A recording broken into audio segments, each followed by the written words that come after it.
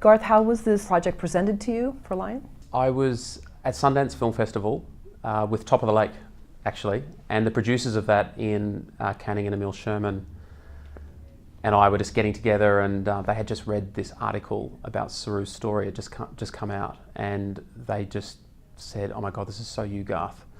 You should read it." So I raced up to my lodge and I read the article and totally fell in love with Saru's story.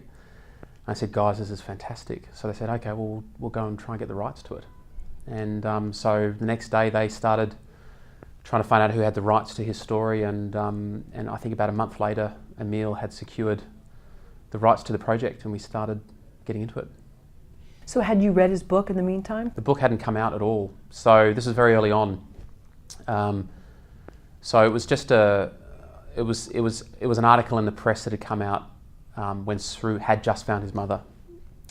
So that's all we had read. So when we got the rights, we started to research the project.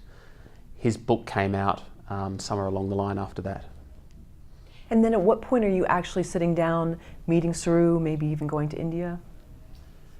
So as soon as we got the rights, the first thing I said is I need to go to India and start retracing his steps and feeling his story. And coincidentally at the time, Australian 60 Minutes was doing an article on Saru, and they were taking the adoptive mother Sue to meet the birth mother, Kamala, for the first time. So I was there when they were filming that, and that was my first day in my research trip. So I was suddenly kind of thrust very deeply into this family's life and experience, and yeah, kind of saw some crazy things. It was amazing.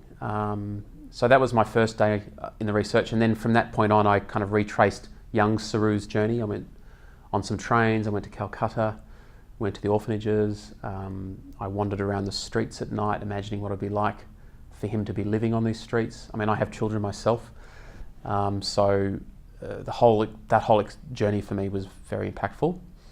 And then I went to Hobart and met all of his contemporary friends, hung out with John, Saru's father, and just tried to immerse myself in their life as much as possible.